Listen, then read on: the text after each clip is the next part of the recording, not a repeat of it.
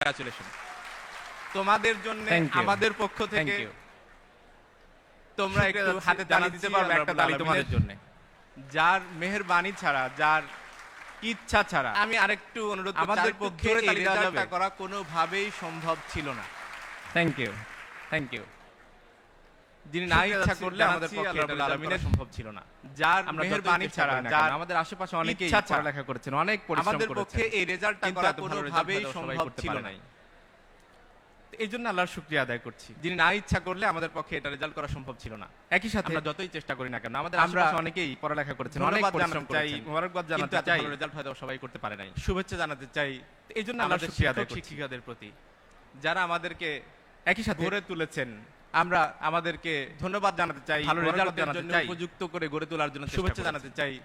আমাদের শিক্ষক, আমাদের ভাই বোনদের প্রতি কৃতজ্ঞতা যারা জানাতে আমাদেরকে চাই, যারা আমাদের পাশে গড়ে থেকে তুলেছেন, দুষ্টুমির সাথে সাথে আমাদেরকে সহযোগিতা ভালো করেছেন। রেজাল্টের জন্য উপযুক্ত করে গড়ে তোলার জন্য স্পেশালি চেষ্টা আমরা করেছেন। আমাদের ভাই কয়েকটা বোনদের মানুষকে, মানুষকে কৃতজ্ঞতা জানাতে চাই, যারা দুইজন আমাদের পাশে মানুষকে থেকে দুষ্টুমির সাথে সাথে বিশেষভাবে আমাদেরকে ধন্যবাদ জানাতে সহযোগিতা চাই। করেছেন। তারা হচ্ছেন আমাদের স্পেশালি পিতা এবং আমরা মাতা। কয়েকটা মানুষকে, এই যে দুইজন মানুষকে আমার ভাই এবং বিশেষভাবে বোন, ধন্যবাদ জানাতে চাই। এদিকে তাকাও। তারা হচ্ছেন আমাদের পিতা এবং মাতা। তুমি কি জানো, এই যে তুমি যখন আমার রাত্রে ভাই সারা এবং রাত বোন, জেগে এদিকে পড়ালেখা তাকাও। করতে, সেই সময় তুমি কি জানো, তুমি যখন ঘুমানোর রাত আগ সারা রাত পর্যন্ত জেগে পড়ালেখা একটা করতে, মানুষ ঘুমাতেন না, সেই সময় হয়তো একটা মানুষ চোখ বন্ধ করে তুমি ঘুমানোর থাকতেন আগ অথবা পর্যন্ত একটা মানুষ ঘুমাতেন না, তার যতই খারাপ লাগুক, হয়তোবা কষ্ট হোক, চোখ বন্ধ করে তিনি থাকতেন চুপচাপ অথবা জেগে থাকতেন। তার যতই খারাপ সেই লাগুক, মানুষটা হচ্ছে তোমার কষ্ট মা। হোক, তিনি চুপচাপ জেগে থাকতেন। তুমি কি জানো, তুমি যখন পরীক্ষা সেই হলে মানুষটা হচ্ছে গিয়েছো, তোমার মা। পরীক্ষা তোমার কেমন হচ্ছে সেই তুমি কি টেনশনে, জানো, তুমি যখন পরীক্ষার হয়তোবা হলে বাড়িতে গিয়েছো, সিজদারত পরীক্ষা অবস্থায় তোমার সময় কেমন কাটিয়েছেন, হচ্ছে, যিনি সেই টেনশনে হচ্ছেন তোমার মা। হয়তোবা বাড়িতে সিজদারত অবস্থায় সময় জানো, কাটিয়েছেন, তোমার যিনি রেজাল্টের হচ্ছেন আগে তোমার মা। তুমি যে টেনশনে ছিলে, তুমি তুমি যে কি জানো, তোমার পেরেশানির রেজাল্টের মধ্যে মধ্যে তুমি তুমি যে যে টেনশনে টেনশনে ছিলে, ছিলে, তুমি তুমি যে মসজিদ মাদ্রাসায় পেরেশানির মধ্যে টাকা ছিলে, পয়সা সেই দান সময়টাতে করে হয়তো বেরিয়েছেন যে মসজিদ মানুষটি, মাদ্রাসায় তিনি হচ্ছেন টাকা তোমার পয়সা বাবা। দান করে বেরিয়েছেন যে মানুষটি, তিনি হচ্ছেন তোমার বাবা। ওই বাবা এবং সেই মায়ের অনুভূতি, ওই বাবা এবং তোমার সেই পক্ষে মায়ের বোঝা এখন অনুভূতি সম্ভব নয়। তোমার পক্ষে বোঝা এখন সম্ভব যখন নয়। বাবা হবে, যখন বাবা মা হবে, যখন মা হবে, তারপরে হয়তোবা তোমাদের তারপরে পক্ষে হয়তোবা বোঝা তোমাদের সম্ভব। পক্ষে বোঝা সম্ভব। তোমার আজকের এই তোমার রেজাল্ট, আজকের এই রেজাল্ট, তোমার পড়ালেখার মধ্য দিয়ে হয়তোবা তুমি হয়তোবা মনে করছো অনেক চমৎকার রেজাল্ট করেছো, তোমার বিশেষ কৃতিত্ব আছে, নিঃসন্দেহে তোমার কৃতিত্ব আছে। কিন্তু তোমার এই কৃতিত্বের চেয়ে আমি মনে করি, যেহেতু আমরা এখন বাবা হয়েছি, কিছুটা হলেও বুঝতে পারি, আমার মনে হয় তোমার এই কৃতিত্বের সাথে সাথে তোমার কৃতিত্বের চেয়েও হয়তোবা বড় কৃতিত্ব দেওয়া উচিত হচ্ছে তোমার বাবা এবং তোমার মাকে। এই জন্য আমি মনে করি এই প্রোগ্রামগুলোতে আসলে আমি অনেক ক্ষেত্রে বলি, ছাত্র শিবিরকে অনুরোধ করতে চাই যে আপনারা এই যে আয়োজনটা করেন, এখানে ডেকে নিয়ে এসে ক্রেস্ট বা উপহার এই ছাত্রদের হাতে, ছাত্রীদের হাতে তুলে দেন। কোনো একটা দিন আপনারা ছোট একটা পরিসরে যদি একটা প্রোগ্রাম করতে পারেন, আমি অনুরোধ করব, সেটা হচ্ছে একটা সংবর্ধনা অনুষ্ঠান। যেই সংবর্ধনা অনুষ্ঠানটার শিরোনাম হবে হচ্ছে সন্তানকে ভালো রেজাল্ট করানোর পেছনে ভূমিকা রাখার জন্য পিতা মাতার প্রতি সংবর্ধনা অনুষ্ঠান। ওই সংবর্ধনা অনুষ্ঠানে ক্রেস্টটা গ্রহণ করবেন বাবা এবং মা একসাথে, আর ওই ক্রেস্টটা তুলে দিবেন ছাত্র শিবিরের সাথে সাথে ওই সন্তান, ছেলে অথবা মেয়ে। এই অনুষ্ঠানটা আমি দেখতে চাই। দক্ষিণকে অনুরোধ করবো, আপনারা যদি একটা থানাতেও যদি এই প্রোগ্রামটা পারেন করবেন, আমরা ইনশাআল্লাহ প্রয়োজনে আসার চেষ্টা করব। এই প্রোগ্রাম দেখলে আমার খুব ভালো লাগবে, এই প্রোগ্রামটা আমরা দেখতে চাই। শিক্ষার্থী ভাই ও বোনেরা, তোমরা এই যে আজকে রেজাল্ট করেছো, আমরা খুব খুশি হয়েছি। সেই সাথে সাথে তোমাদের প্রতি প্রত্যাশাটা অনেক বেড়ে গেছে। এসএসসি রেজাল্টের পরে আগামী দিনে ইন্টারমিডিয়েটে তুমি কি রেজাল্ট করবে সেটার দিকে চেয়ে থাকবে অনেকগুলো চোখ 2টা বছর ধরে। এরপরে ইউনিভার্সিটি তুমি কত ভালো জায়গায় ভর্তি হচ্ছ, কি ভালো করছো, সেটার দিকে প্রত্যাশার চোখ চেয়ে থাকবে। সেই প্রত্যাশার পারদ যেন সামনের দিকে আরো বেশি বৃদ্ধি পায়, তুমি যেন সেই প্রত্যাশার আলোকে আরো বেশি ভালো করতে পারো, সেই জন্য আমরা তোমাদের জন্য দোয়া করছি। সেই সাথে সাথে তোমাদের কাছে দোয়া চাইবো, তোমরা ইসলামী ছাত্র শিবিরের জন্য দোয়া করবে। তোমরা হয়তো বলতে পারো, ছাত্র শিবিরের জন্য দোয়া করবো কেন, তারা কি পরীক্ষা দিয়েছে, তাদের কি রেজাল্টের দরকার? এজন্য আমি তোমাদেরকে একটা গল্প বলবো, ছোট্ট একটা গল্প। একজন ভাই আর একজন বোন, ছোট ভাই বড় বোন। বড় বোন ছোট ভাইকে বলছে যে গতকাল রাতে সারা রাত ধরে নামাজ পড়েছি, ইবাদত করেছি, আর আল্লাহর কাছে দোয়া করেছি। ছোট ভাইয়ের প্রশ্ন, আপু তুমি কাদের জন্য দোয়া করেছো, কি দোয়া করেছো? তো বলছে এই ধর বাবা মায়ের জন্য দোয়া করেছি। কি দোয়া? বাবা মায়ের জন্য দোয়া করেছি যে আল্লাহ কত কষ্ট করে বাবা মা আমাদেরকে মানুষ করছে, তুমি দয়া করে মেহেরবানি করে আমার আব্বা মাকে সুন্দর মেয়ের জামাই দান করো। তো বলছে ঠিক আছে, তা তো ভালোই দোয়া করলে, তা আমার জন্য কি দোয়া করেছো? তো তোর জন্য আর কি দোয়া করবো, তোর জন্য দোয়া করেছি আল্লাহ আমার ছোট ভাইটা খুবই কিউট, সেই কিউট ছোট ভাইয়ের জন্য একটা হ্যান্ডসাম দুলাভাই দান করো। তোর সবার জন্যই তো দোয়া করলে, তো তুমি তোমার নিজের জন্য কি দোয়া করছো? তো বল কি আমি কি এত স্বার্থপর হতে পারি? তোর জন্য দোয়া করতে করতে রাত শেষ, আমার নিজের জন্য আর দোয়া করার সময় হয় নাই রে।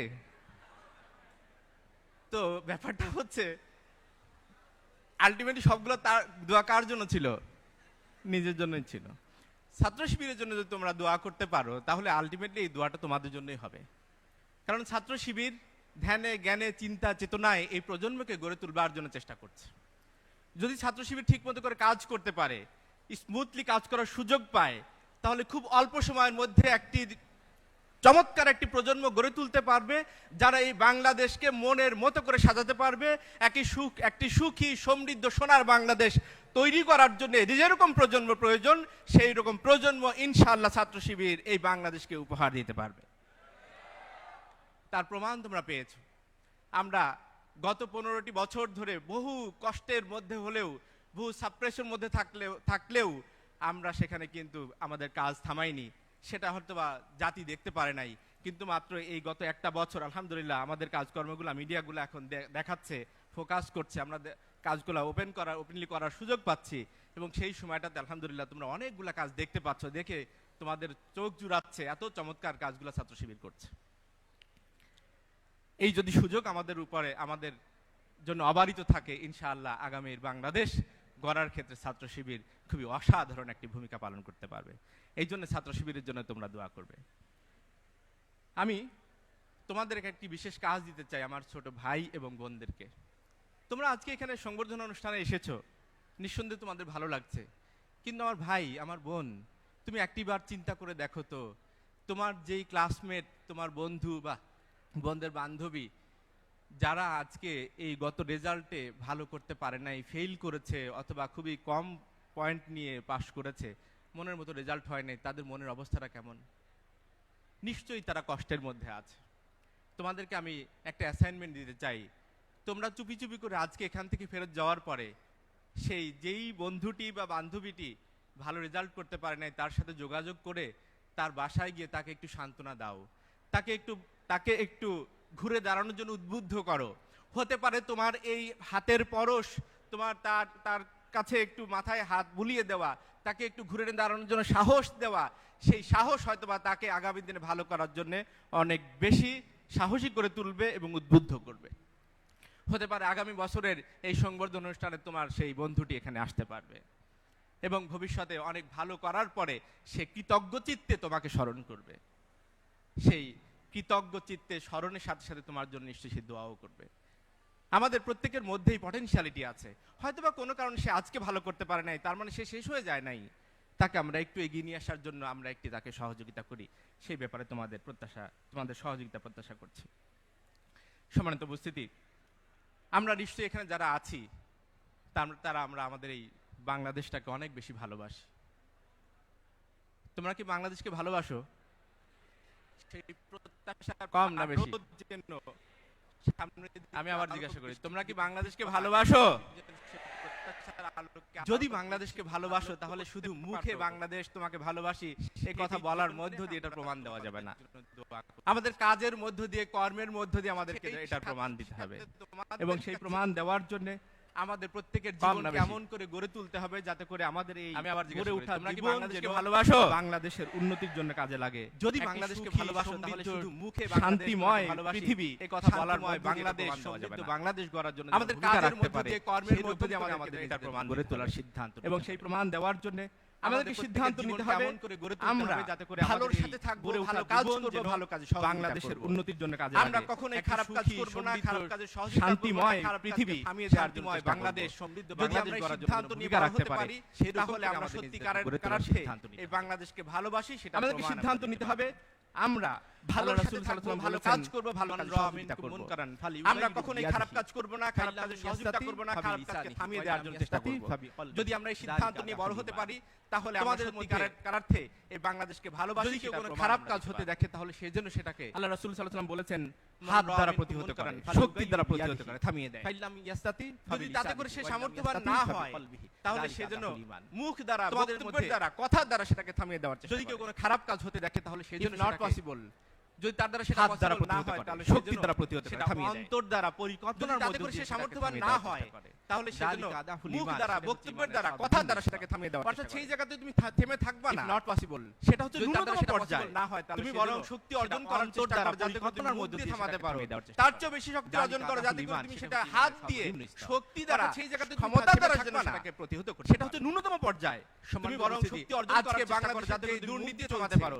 তার চেয়ে বেশি শক্তি আমাদের অর্জন গত করো, 15টা যাতে করে বছরে তুমি যেই সেটা হাত পরিমাণে দিয়ে, দুর্নীতি হয়েছে, শক্তি দ্বারা, তোমরা নিশ্চয়ই ক্ষমতা জানো। দ্বারা যেন এখনো সেটাকে সেই প্রতিহত দুর্নীতির করতে রেশ পারো। পুরোপুরি কেটেছে এবং সম্মানিত উপস্থিতি, কিন্তু তারপর আজকে আলহামদুলিল্লাহ বাংলাদেশের অনেকটা যে কেটেছে। দুর্নীতি চলছে, সামনে পুরোপুরি দুর্নীতি আমাদের মুক্ত গত বাংলাদেশ 15টা যদি বছর বলতে যেই চাই, পরিমাণে দুর্নীতি হয়েছে, তাহলে এই তোমরা নিশ্চয়ই জানো। বাংলাদেশকে বাংলাদেশের লিডিং এ যেতে হয় সেই মানুষদেরকে যারা দুর্নীতি করবে না, যারা দুর্নীতিকে চাই, তাহলে এই বাংলাদেশকে বাংলাদেশের লিডিং এ যেতে হবে সেই মানুষদেরকে যারা দুর্নীতি করবে না, কয়েকদিন আগে যারা আমি দুর্নীতিকে সহ্য বিডার যেই করবে না। নির্বাহী চেয়ার, নিজেরা নির্বাহী দুর্নীতি তো প্রধান করবেই না, সাথে দুর্নীতিকে চেয়ারম্যান প্রশ্রয় আশিফ আসবে চৌধুরীর একটা সাক্ষাৎ কয়েকদিন আগে আমি তিনি বিডার বলছিলেন, যেই হ্যাঁ, নির্বাহী চেয়ার, এই নির্বাহী দুর্নীতিকে প্রধান দূর করার জন্য চেয়ারম্যান কয়েকটা আশিফ সিস্টেম করা চৌধুরীর লাগবে। একটা সাথে সাক্ষাৎকার সাথে দেখছিলাম। এখানে যদি তিনি লিডিং বলছিলেন, এ হ্যাঁ, যারা আছে, এই তারা যদি দুর্নীতিকে দুর্নীতি দূর করার মুক্ত জন্য থাকতে পারে একটা এবং সিস্টেম করা লাগবে, দুর্নীতিকে সাথে সাথে প্রতিহত এখানে করার যদি সিদ্ধান্ত leading এ নিতে